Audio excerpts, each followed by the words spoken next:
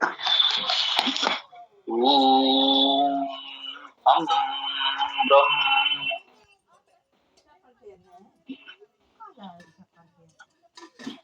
ओम यजुर्वेद अध्याय 1 मंत्र 17।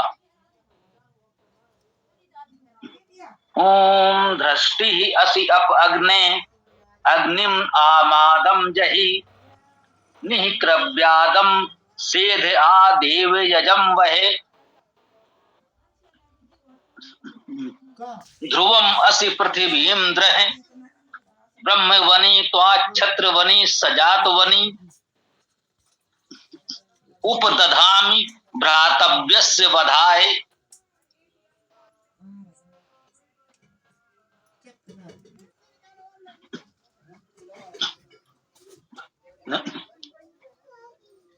दृष्टि ही असि, तुम दृष्टि हो।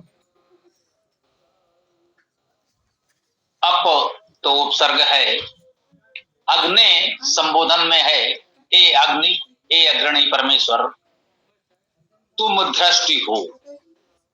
अग्नि अग्रणी परमेश्वर या समाज के अग्रणी विद्वान देवगण, तो हे अग्नि, हे अग्रणी, दृष्टि असि, तुम दृष्टि हो। दृष्टि क्या है?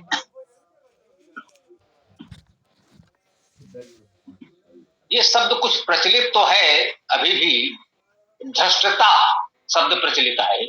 इसी धृष्ट धातु से धृष्ट बना, दृष्टि बना और धृष्टता भी। धृष्टता का भाव प्रगल्भ और विजयी भी है। धृष्ट धातु का जो अर्थ है, धृसति धर्षति, ग्रहण करना भी इसका अर्थ है। नहीं, ये तो जी, तो धृष धातु का अर्थ जीतना, पराभव करना है। धर्षयति धर्षयते धर्षति रूप बनेंगे धृष धातु के, जीतना, पराभव करना।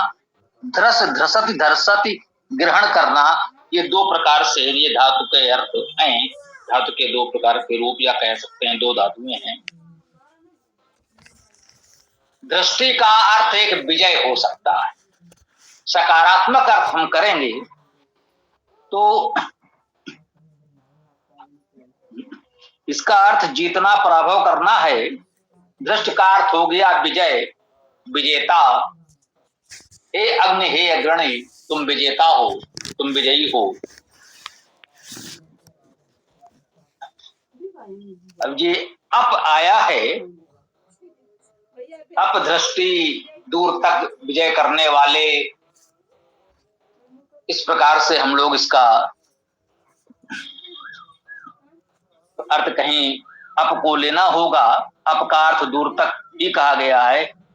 और इसको आगे कह रहे हैं, अग्निम आमादम जहि, अग्निम अग्नि को, अग्रणी को, आमादम आमाद को, जहि प्रसार करो। तो जह धातु है जहाती, जैसा रूप बनेगा, हिंसा करना, गति करना, ले जाना, प्रसार करना। तो ये अप जही, यदि अप को इस जही के साथ लें तो अर्थ कुछ स्पष्ट होगा, ठीक हो जाएगा। तो हे अग्नि, हे अग्रणी, तुम दृष्टि हो, विजेता हो, विजयशील हो। अग्निम आमादम जही, अग्नि को, अग्रणी को, अप जही, दूर तक ले जाओ, गति करो, प्रसार करो। अब आमादम क्या है? तो इस आमादम को समझना है, ये महत्वपूर्ण शब्द है। यहाँ आ उपसर्ग और मद धातु मान सकते हैं। मदति मदयति, मद धातु का अर्थ होगा हर्षित होना, श्रांत होना, श्रमित होना, थकना भी है। और ये हर्षित होना, आनंद होना, इस मद का ही अर्थ है, मद धातु ही है। और बहुतों के नाम आपने देखे हैं, मदन आदि होते हैं, उसका अर्थ हर्ष ही होता है। और मधु शब्द भी इसी मद धातु से बनता है। प्रसन्न होना, आनंद होना के अर्थ में मद धातु होती है मुख्यतः। तो एक मद मादयते धातु भी है, इसका तृप्त करना, समाधान करना, स्तुत करना, कामना करना भी है। ये भी सब उत्तम अर्थ हैं। इसके साथ साथ आमादम में यदि अम धातु मानेंगे तो अम धातु के भी दो प्रकार से रूप होते हैं। अमति, अमिति, अमिति, जाना, चलना, शब्द करना, बोलना, सेवा करना, खाना, ये अर्थ भी है। और एक और अम धातु है अमयति, आमयति, आमयते भी है। इसका अर्थ है रोगग्रस्त होना, भूखा होना। रोग और भूख भी इसमें है। अम रोगे धातु है और अम धातु गत्यर्थक भी है। अमीबा शब्द की जो हम लोगों ने चर्चा की है वो ये अम धातु से बना है, जिसका अर्थ रोग होना है। वो रोग कारक होता है, इसलिए उसे अमीबा कहा गया है। अर्थात रोग, रोग कारक अमीबा। अम धातु का अर्थ गति करना भी है, गत्यर्थक धातु भी है। उस अम से अमन शब्द बन सकता है, जिसका अर्थ है गति। लोगों के नाम अमन भी होते हैं। तो इस प्रकार से हमें देखना होता है कौन सा अर्थ ग्रहण करें। तो आमादम जही, अपजही, दूर करें के अर्थ में यदि हम लेंगे कि कुछ ऐसा है जिसे हमें दूर कर देना है, छोड़ देना है, तो अम रोगे धातु से लेंगे, रोग को दूर करें, ऐसा कह सकते हैं। दूर तक ले जाने, गति करने, प्रसार करने के अर्थ में तो हम कह सकते हैं आ उपसर्ग और मद, आनंदे, मद हर्ष करना, आनंद होना के अर्थ में कि जो हर्ष है, आनंद है, उसका प्रचार प्रसार, उसका प्रसार दूर दूर तक हो, दूर दूर तक प्रसन्नता फैले, आनंद फैले, इस रूप में कर सकते हैं। अभी हम कहते हैं कि ये आपके विवेक पर है, किस रूप में अर्थ करें। जो भी अर्थ आए वो उचित हो, स्वीकार्य हो, वेद की गरिमा के अनुकूल हो। तो निक्रव्यादम सेध आदेव यजम बहे, निह तो उपसर्ग है, क्रव्यादम शब्द को हमें समझना होगा।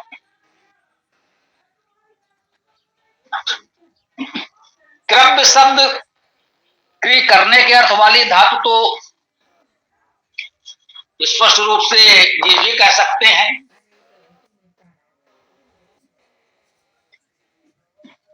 क्रिय, करति, करोति, कुरुते, करना, अद, अति, खाना।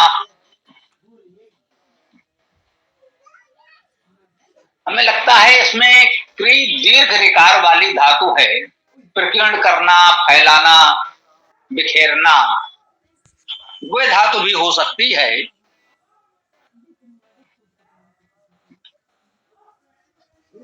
अद का अर्थ खाना तो स्पष्ट है, तो क्रव्य का अर्थ यही कह सकते हैं जो कर्तव्य है, करणी है, उसको खाने वाला। नहीं क्रव्यादम सेध, सेध शब्द में सिद्ध धातु है, सिद्ध्यत, सिद्ध होना, जीत होना, पूर्ण होना। सिद्ध सेधति, जाना, गति करना का अर्थ भी है। वैसे सिद्ध, सिद्ध होना जैसे अर्थ से तो हम लोग परिचित हैं, ये शब्द परिचित है। तो सिद्ध धातु तो वहां सिद्ध के अर्थ में पूर्णता उपयुक्त है, गत्यर्थक धातु भी है, इतना जान लेना पर्याप्त है। कोई कार्य सिद्ध हो जाए, पूर्ण हो जाए, उसमें हमारे जीत हो जाए, तो इसी को तो हम सिद्ध होना कह सकते हैं। तो सिद्ध धातु का अर्थ तो इसमें स्पष्ट है। सेध यह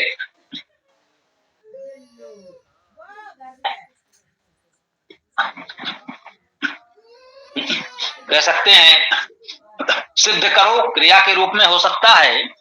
जो निश्चित निरंतर क्रव्याद क्रव्यकरणी को खाने वाले हैं उन्हें सिद्ध करो। अब यहाँ नि का अर्थ निषेध वाला ले सकते हैं, जिसे आप लोगों ने कहा कि इसे निःशुल्क कहते हैं, तो वहां अर्थ हो जाता है जहां कोई शुल्क हो ही ना। तो निक्रव्यादम का इस प्रकार से अर्थ हम कह सकते हैं जो क्रव्याद न हो, करणी को खाने वाला न हो, ऐसा अर्थ भी कर सकते हैं। परंतु यहाँ निह को सेध के साथ ले जाए, निषेध ही मान ले एक प्रकार से। यद्यपि इसमें भ्रम में न पड़े, निह में विसर्ग है तो ये उपसर्ग एक ही है, नि और नि एक ही अर्थ में है। दोनों को अलग अलग उपसर्ग माने या एक उपसर्ग के दो रूप माने, अर्थ एक ही है, ये निश्चित है। नि से निर्देश निर्देशक होता है। निर्देशक शब्द भी हम लोगों का बहुत परिचित है। निषेध शब्द भी इसी से बन रहा है, नि। अब निषेध में यदि कहें यहाँ तो नकारात्मक अर्थ हो गया, निर्देश निर्देशक में तो सकारात्मक अर्थ है, तो निदेशक शब्द भी होता है। निर्देशक शब्द भी है और निदेशक शब्द भी है, दोनों ही सकारात्मक अर्थ में है और सम्मानजनक अर्थ में।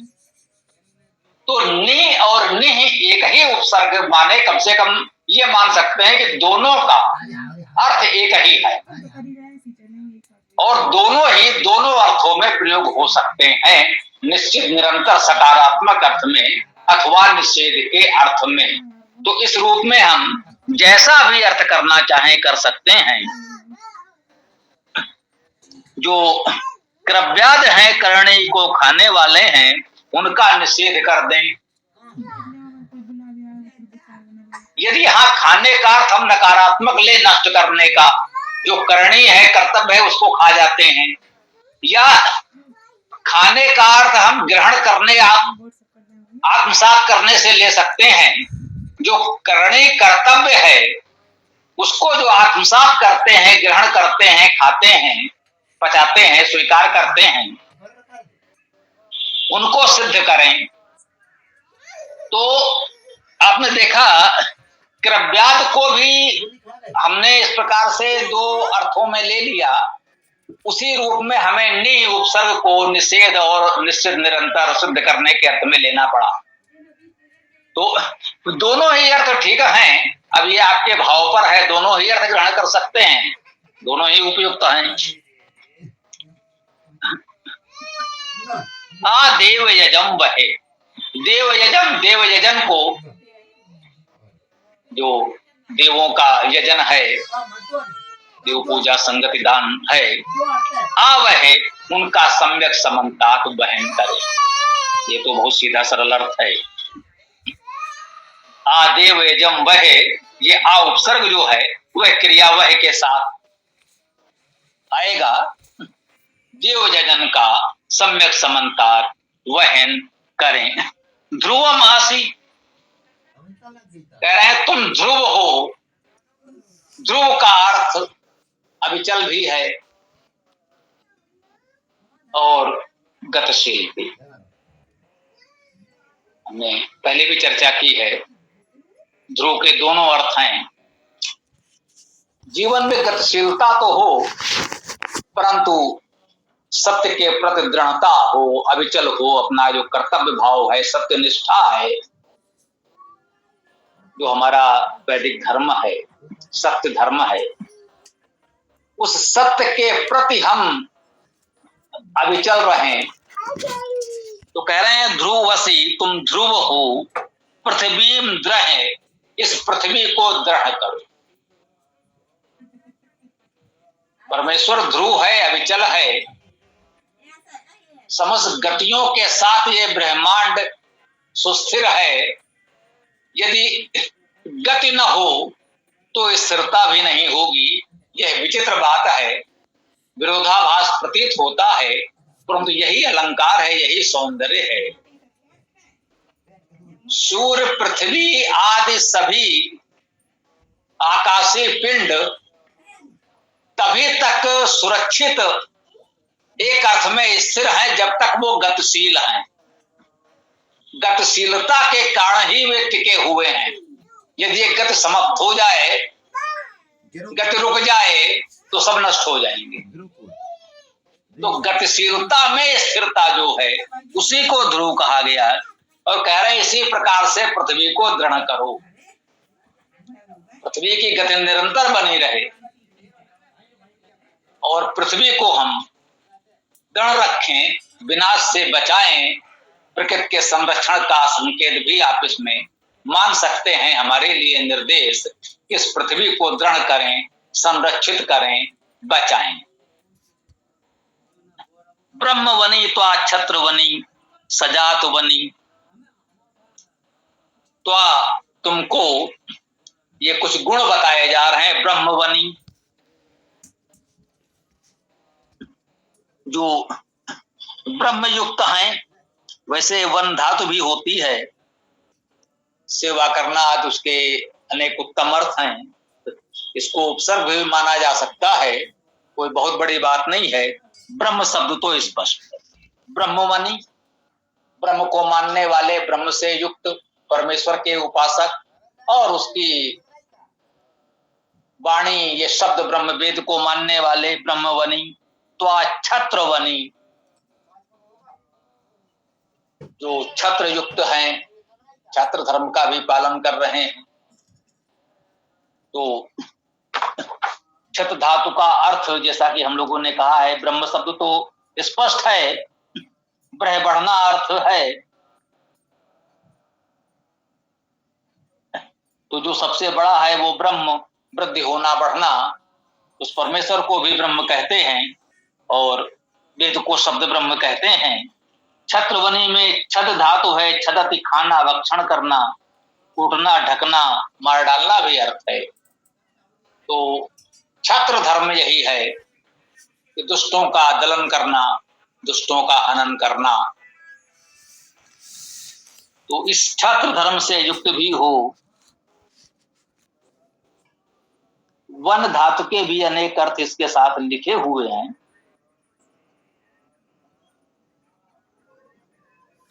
जैसा कि हमने बताया कि मुख्य रूप से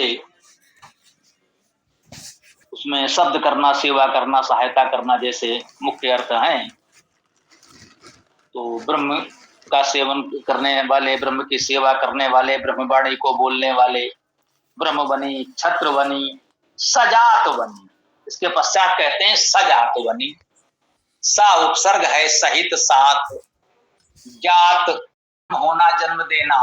जी हाँ, उत्पन्न होना और उत्पन्न करना एक जन धातु के अर्थ हैं। जात का अर्थ उत्पन्न हुआ या उत्पन्न किया, दोनों ही अर्थ होंगे। साथ उत्पन्न होने वाले, साथ साथ सृजन करने वाले, सृजनशील। वनी तो वही है। सजात वनी। उपदधामि, उप समीप, दधामि धारण करता हूं, धा धातु धारण करना, दध धा धारण करता, धारण करता हूं। उत्तम पुरुष एक वचन, मैं धारण करता हूं, क्योंकि ये कर्तव्य है तो मुझे ही करना है। सब पर तो नहीं कह सकते कि सब लोग करो, नहीं, कोई बात नहीं, सब लोग करें अच्छी बात है, कि मैं तो कर रहा हूं। दधामि मैं धारण करता हूं। इन कर्तव्यों को, गुणों को मैं धारण करता हूं, वो प्रेरणा बने और लोग भी धारण करें तो अच्छी बात है। पहले कर्तव्य का निर्वाह हम करें, दूसरों को उपदेश बाद में। तो कह रहे हैं कि ब्रह्मवनी, इस ब्रह्म कर्तव्य को, छत्रवनी, इस छत्र धर्म कर्तव्य को, सजात वनी, जो साथ सृजन करने वाले हैं, सृजनशील लोगों का समूह, समाज जो हमारा है, उन सबको उपदधामि, समीप धारण करता हूं। इसलिए व्रातव्य से वधाए, भ्रातव्य के वध के लिए यह बड़ा विचित्र पद है, इस पर विचार करना पड़ेगा। भ्रातव्य, अब भ्रातव्य, भ्रात भाई का अर्थ लेते हैं, भ्रातव्य जो भाई से संबंधित हो। लोक व्यवहार में, लौकिक भाषा में भ्रातव्य भतीजे को कहेंगे, भाई का परिवार भ्रातव्य।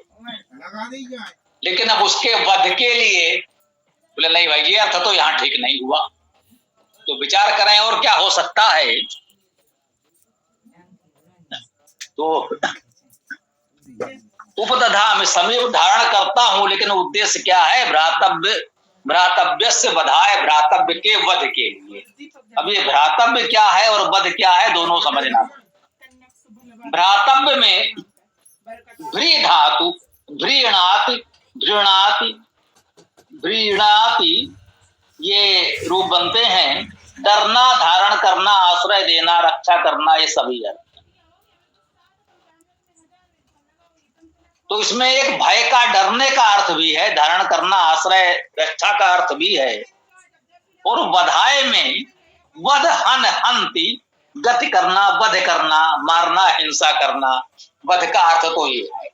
अब देखिए, इसमें वध अलग से कोई धातु नहीं भी लिखी है, परंतु इसके रूप इस प्रकार मिलते हैं कि बहुत से लोग वध को अलग धातु मान लेते हैं, कुछ लोग हन धातु का ही एक रूप वध मान लेते हैं। वध और हन तो बिल्कुल अलग अलग प्रतीत हो रहे हैं, दोनों का अर्थ एक है, ये तो निश्चित है। अब दोनों को कोई अलग धातु माने या एक ही माने, कैसे माने, कुछ लोगों को कुतूहल हो सकता है कि वध और हन में तो कोई संबंध नहीं दिखता, इनको एक कैसे माना जाए। तो बड़े बड़े व्याकरणाचार्यों ने बहुत कुछ विचार करके ही ये निर्णय लिए होंगे। इसका ये रूप है कि वध के संभवतः क्रिया रूप नहीं होते, जैसे पढ़त, पढ़ता, पठंत जैसे रूप बनते हों, तो वो हन धातु के तो बनते हैं। हंति मारता है, वधति मारता है, जैसा रूप संभवतः देखने को नहीं मिलता। अब इतने विशाल साहित्य में कहीं हो भी सकता है, वेद में भी हो सकता है। इस समय हम ये कहने की स्थिति में नहीं है कि कहां पर है। तो सामान्यतः इसके क्रिया रूप नहीं मिले तो विद्वानों को लगा होगा कि चलिए प्रयोग में क्रिया रूप में तो हन धातु ही है, वध का अर्थ तो वही है, तो दोनों को मान लें कि एक धातु है, हन का एक रूप वध भी हो सकता है। इसको शास्त्रीय शब्दावली में कहते हैं हन को वध आदेश हो गया, अर्थात दोनों एक ही बात है। हम लोग सरल भाषा में ऐसे ही समझ सकते हैं। तो भ्रातव्य का अर्थ हुआ व्रीणाति, जो डर है, उस डर के वध के लिए। जो डर है, जो डराने वाले हैं, उनके वध के लिए। हमारे भीतर का जो डर है, भय है, उसको समाप्त करना है, उसका हनन करना है, उसके वध के लिए हम इन सारे ब्रह्मवनी, क्षत्रवनी, सजात वनी, इन सब को, इन सब गुणों को, इन सब लोगों को उपदधामि, अपने समीप धारण करता। यह इस मंत्र की चर्चा अब हम यहाँ विराम दे सकते हैं। आप लोगों का जो भी प्रश्न विचार आदि वो प्रस्तुत कर सकते हैं, पाठ कर लेंगे।